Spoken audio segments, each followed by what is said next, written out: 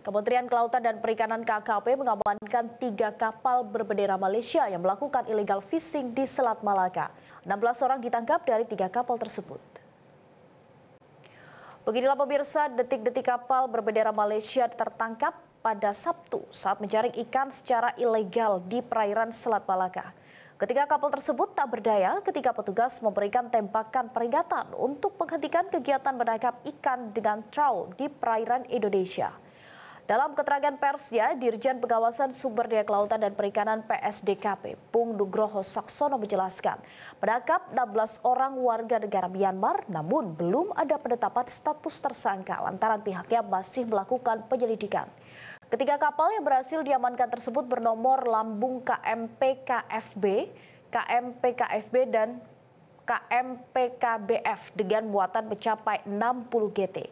Selain itu, KKP juga berhasil mengamankan 200 kg ikan berbagai jenis dan peralatan untuk menangkap ikan sebagai barang bukti. Setelah kita hitung dari valuasi, kemudian dari ikan yang ditangkap, kemudian dari ekologi yang ada, 3,5 triliun, Bapak. 3,5 triliun. Bayangkan. Itu yang berhasil kita selamatkan dari illegal fishing. Jadi serius ini barang ini. Kami lakukan tindakan serius.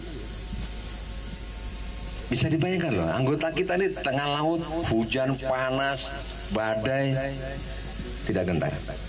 Karena menjaga kedaulatan. Yang kedua, berapa kerugian dari 3 kapal ini? Evaluasinya, hitungannya itu kan tadi kita sampaikan kurang lebih 16 miliar. Ya, setelah dihitung hasil tangkapan, ditanya nahkodanya berapa kali keluar masuk, ya kan?